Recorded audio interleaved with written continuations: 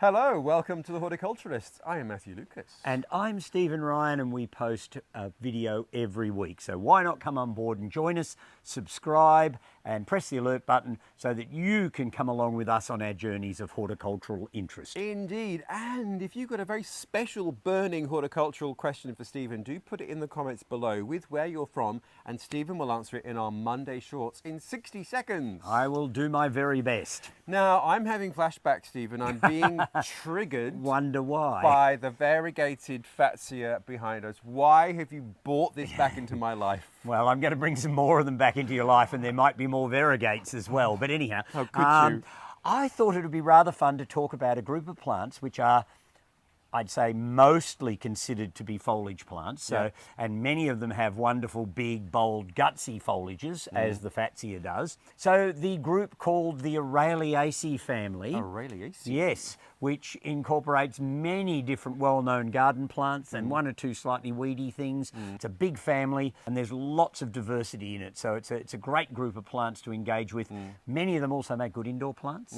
So, so there's a whole range of uses that you can put this group to. And I think we're going to be looking at 7. Around about 7, I hope. Very exciting. And our friend Fatsia, being perhaps one of the most easy to find, and I hate to use the word common, but one of the more common of this group. Yeah, it is, although I have to say the green leaf version of it is the commonest. Many of the variegated forms can actually be quite desirable and hard to get if you're a variegated... Vulgar, anyway. Vulgar. No, they're gorgeous. This one, of course, is Fatsia japonica variegata, because it was the first variegated one discovered, and so it copped the really fairly boring name. I have to say, it is actually quite beautiful. Okay, before we jump into the others, quick basic care for Fatsias. All right, well, Fatsias make fabulous indoor plants, so you can use them in low light levels in houses, just keep them away from central heaters and air conditioners and things, and they can last indoors for years. So in fact, the variegated one would be a much cheaper indoor plant than the variegated Monstera constellation, which is still selling for hundreds of dollars. Yes, exactly. So yes, you might get one of these at a much more sensible price. So yes, indoor plants, fantastic. Pot plants on balconies, verandas, patios, again in the shade. All of these plants are shade loving. So they'd make really good pot plants around the garden, and also they're perfectly happy growing in comparatively dry shade anywhere in your garden. So as an outdoor shrub as well. And hardiness wise, now I know there are Fatsias growing at the top of Mount Macedon, so you get regularly sub-zero centigrade, which is below 32 Fahrenheit. And light frost and light snow, actually. Yeah. Yes, these are quite commonly used in gardens in Britain, North America, in comparatively cold parts. Not quite sure how far down they'll go. I'm sure they won't grow well in northern Canada, but they're a surprisingly hardy plant because they're actually Japanese in origin, so they come from, cool parts of Japan, so they're quite a hardy plant. Excellent. Well, that's the common one, and I hate to say that, out of the way. Yeah. Let's go look at something a bit more unusual. What a good idea. All right, we've got a rather weird-looking variegated Fatsia here. It's still a form of Fatsia japonica, Murakumo Nishiki, which apparently means gathering cloud brocade, and it's a golden green variegated form that in America tends to be sold as camouflage. So the Japanese name is not as popular, obviously, because it's a little bit harder to say.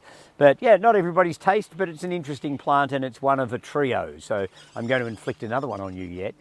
This is an unwelcoming tree. Yeah, it is. I recommend it to all those who want to buy something for the tree hugger in their family, who might be a bit masochistic. I apologise for the dad jokes. Yes. So this is a tree from far eastern Russia and Asia called Kalopanax septemlobus. Really? Now, let's just press pause for a second. I would have thought this was a tropical tree. No, it's deciduous, so it will shed its leaves in due course. Oh my goodness. But it's still an Araliaceous plant. It gets the classical heads of sort of greenish, not overly exciting flowers, but you get this amazing trunk, which is really prickly. It has vicious thorns, Yeah. which we'll show you, which Yeah. is obviously a defence mechanism to stop things. Yeah, probably Climbing mammoths up. or something, woolly mammoths probably, or giant sloths or something. There is the leaf though. How good is that? Now, it doesn't colour particularly in the autumn, it just goes a soft yellow, but the foliage is beautiful. It will eventually grow to a tree of probably 5-6 metres or more tall. And does it branch. Yeah, it has does. got some branches. It will grow out quite a bit wider.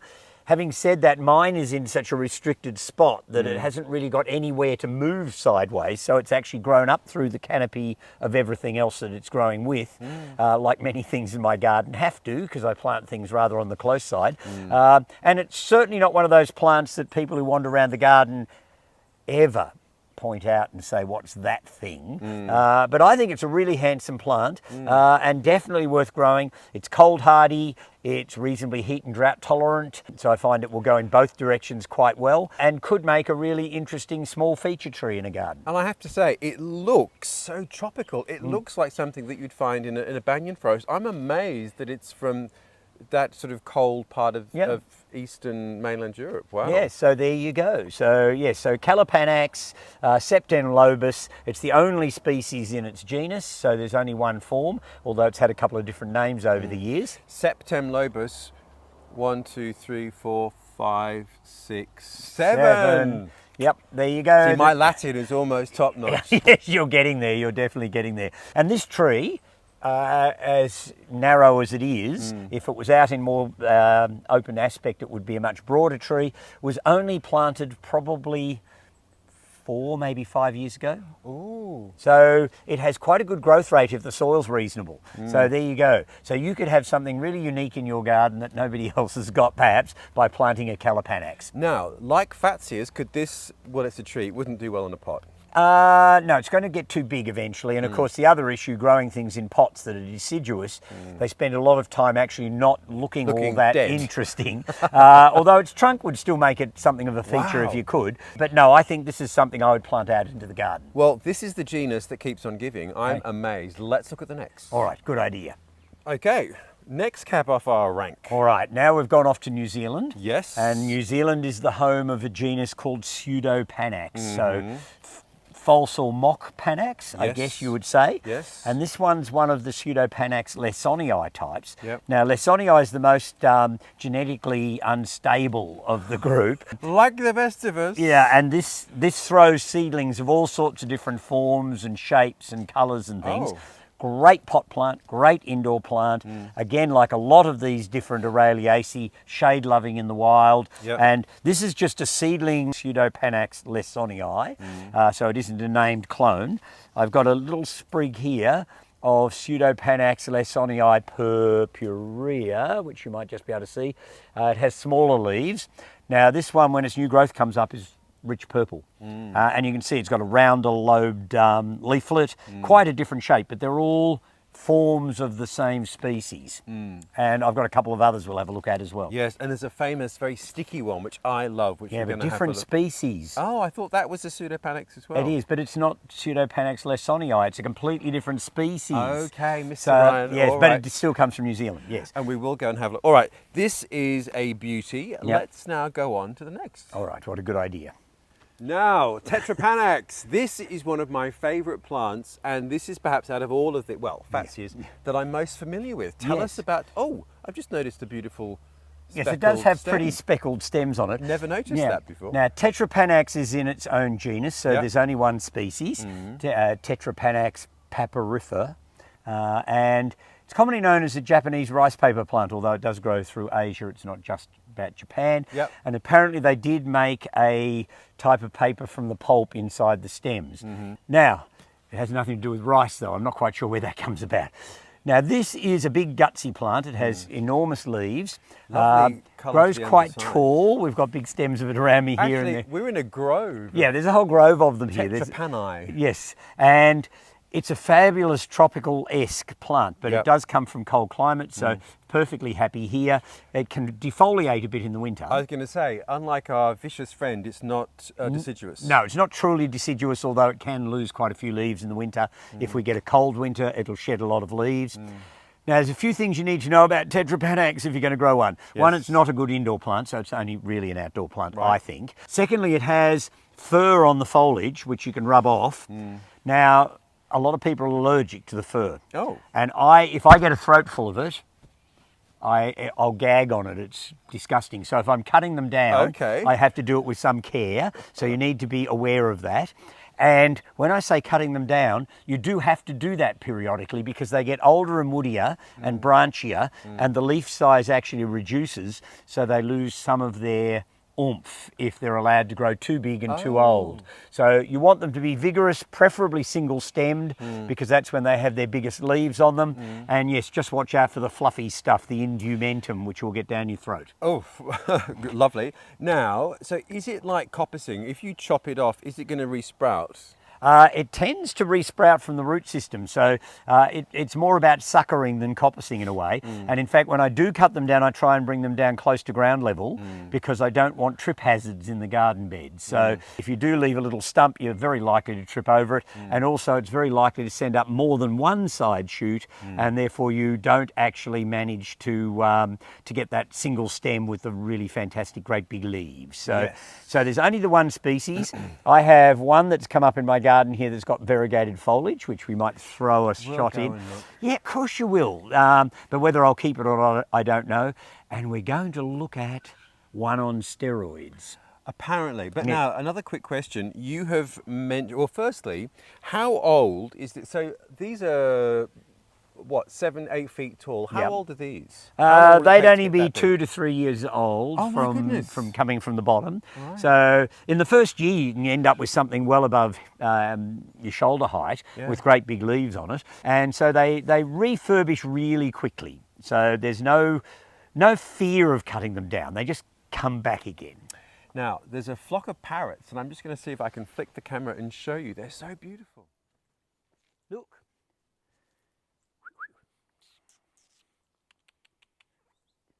Come on. There's one above my head. Come on, you can do it. Come on. Now, while we're looking at the beautiful parrots, so I have heard you saying that the easiest way to propagate the Tetrapanax is from root cuttings. Yes, you can grow them from root cuttings, which I do in the summer, or in the summer I'd go around and dig up very small suckers that have already come up, and they'll normally have a little bit of a developed root system underneath them. I do it in summer because in the winter it's too cold and they tend to just rot. But I cut all the leaves off them, just leave the stem and the little roots underneath, hopefully, and pot them up individually. And the last time I did it, I got about 85% take on them. So that was good. And a root cutting, so how much root, how close to the main trunk? I mean, what are we talking? You just find the roots out there somewhere, and you'll have to sort of scratch around to find them, and just cut out pieces about pencil length and thickness, and then pot them up with the tip that would be closest to the trunk slightly raised. Right. But so you need to keep them up there, but you put them down flat. And you bury the whole thing. And as long as they've got enough moisture and not too cold, you should get a percentage of them to take that way. Okay, now let's go and look at the variegated one that sprung up by the pond. Yes, my one and only in the world one, potentially. Okay. All right, so this is a variegated form of Tetrapanax that's just popped up in my own garden. Thus far, I haven't had any success with root cuttings, and I have an awful feeling that root cuttings will probably revert back to the green form. So this might be the one and only of its type ever found in my garden, unfortunately. I think if I could propagate this one up, the variegated fanatics out there would snap it up, but unfortunately it may just eventually fade out on me, and I know that the variegated form of this does spontaneously erupt occasionally. A friend of mine in Melbourne had one many years ago that came up variegated, and his eventually disappeared as well. So fun to have it while I've got it, I guess. What's the next cab off our rank, Stephen? All right, well, we're having another look at one of the other Pseudopanax lessonii forms that comes from New Zealand. And this one is a variegated leafed one, and there's some leaves I prepared earlier. Very beautiful. Yes, you can't say very beautiful. No, you don't like variegation. Unfortunately, or from your perspective, possibly fortunately, it's not very stable. So most of my tree has reverted back to the green form. And it's a variety that's got the rather obvious name of Gold Splash. And again, could be a good indoor plant, pot plant, but if you keep on top of it and make sure that it doesn't revert to green whilst you're going along, it could make a really interesting plant in your garden. And the final Pseudopanax I wanted to engage with is this one, and it's another Pseudopanax lessonii form, and it's called Cyril Watson.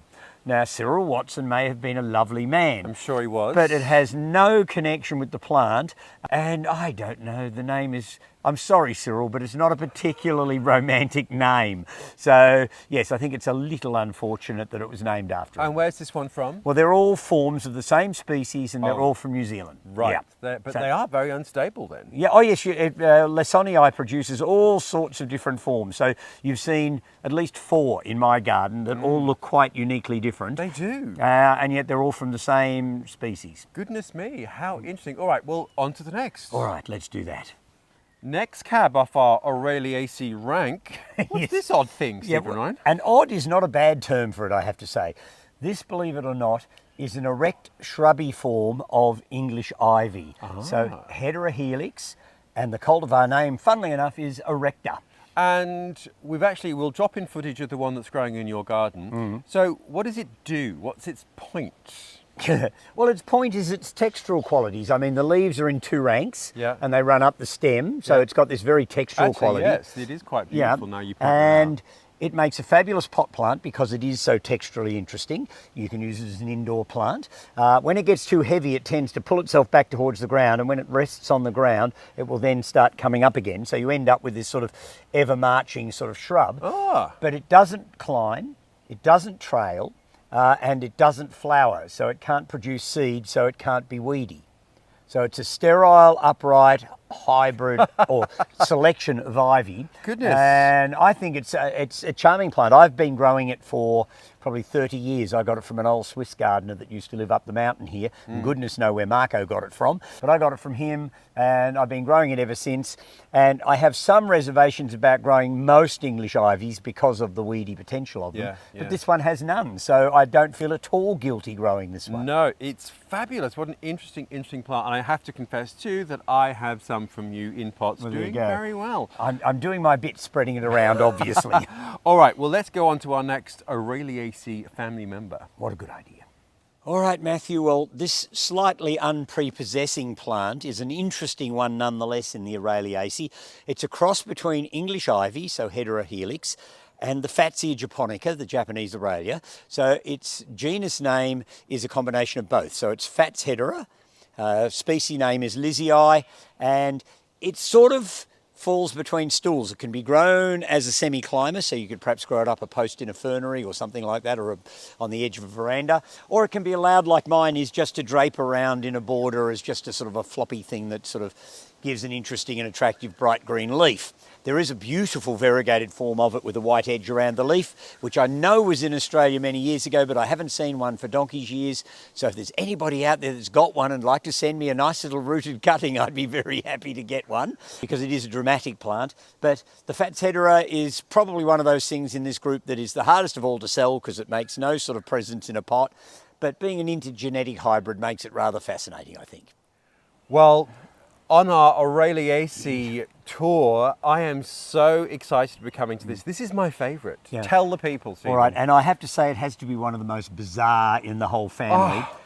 It's another New Zealand one, so it's related to the Pseudopanax lessonii we've been looking at. Yeah. But this is another species. This is Pseudopanax ferox, and ferox meaning ferocious. Oh, right. So there you go. And you can see why it looks like a hacksaw blade. Or a sword bill from a swordfish. Yes, it could be that Oh, as well. actually, it's quite sharp. Yeah, it is quite sharp. And So, this is the tree behind us, which yeah, we're this trying to show you. stick that is there. Now, what it does is it sends up a single trunk usually, grows up to about 3 metres tall. It has this foliage which is like a hacksaw, which is actually its juvenile foliage. Yeah. When it gets above 3 metres tall, it's above the ancient and now extinct moa bird's height in New Zealand. So then it starts to break out into branches. Its leaves shorten. It becomes less brown, because brown is hard for a bird to see.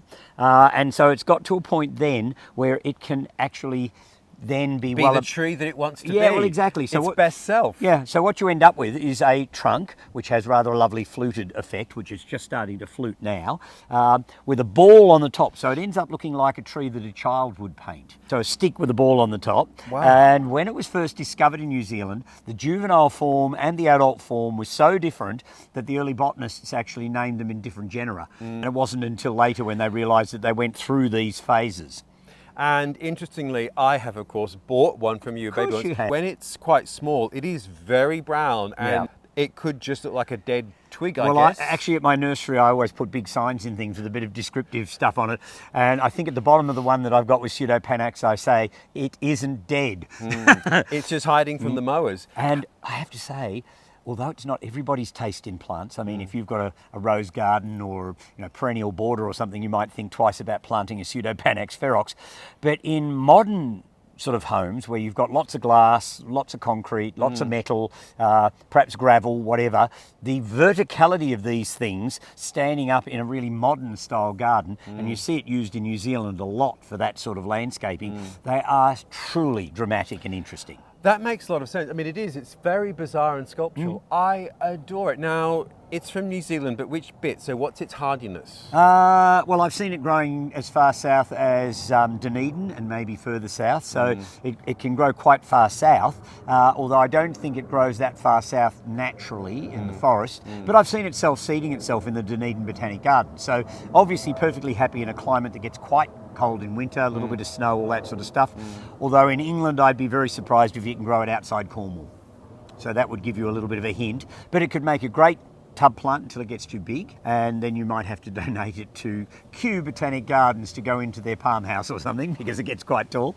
And I think it's a fabulous plant, and because of its backstory and because of its unique and interesting form, if nothing else, it makes a fabulous conversation piece in a garden. It does. Look at that. It is the most extraordinary thing. Well, I love it. I can't wait for mine to grow up and challenge the world. Yes. I wonder, millions of years hence, of course, there are now no mowers, whether it's going to revert to something. It will it will evolve in a different way because it doesn't need to protect itself from chompers anymore. Well, it may not have worked that out yet.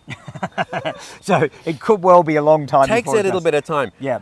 But now, as we're in New Zealand and as we're looking at this Tetrapanax, I think it's time for us to... You mean Pseudopanax. Pseudopanax. Yes. I think it's time for us to step back in time to the Royal Melbourne Botanic Gardens when we were there, because we met another member of the family. Oh, yes. The Metapanax. And it looks rather similar to some of the Pseudopanax, not this one, but comes from Asia. So it's interesting how the similar formats with some of these plants show up in completely unrelated areas geographically. Let's have a look at that. This even looks like a marijuana plant. I wouldn't smoke it if I were you. That's in general cultivation a lot. Yes, of course it is. This, though, is in the same family as English ivy and a lot of plants in that group, the Araliaceae. And it's a thing called Metapanax delavayi. Yeah.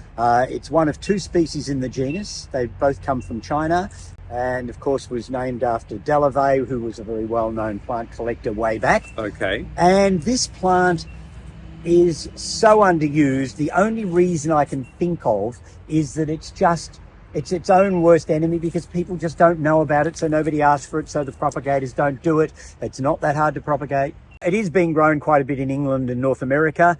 Very rarely available here. It shows up occasionally in a few nurseries, but very rarely. It's a reasonably solid grower.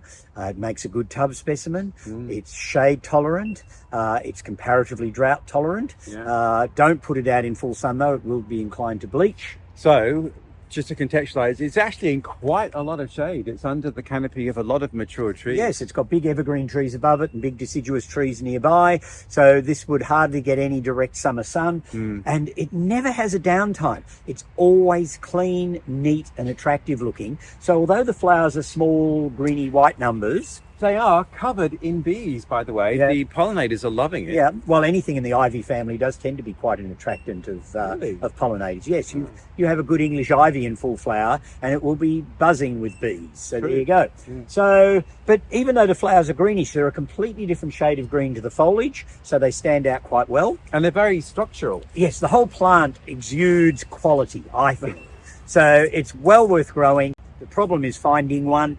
It can grow up to about 3 to 4 meters if it's left alone. Of course, most of these things in this family are very prunable, so you could prune it back to keep it within bounds. And of course, growing it in a big tub, it's not likely to grow as big as it might in the ground. Yeah.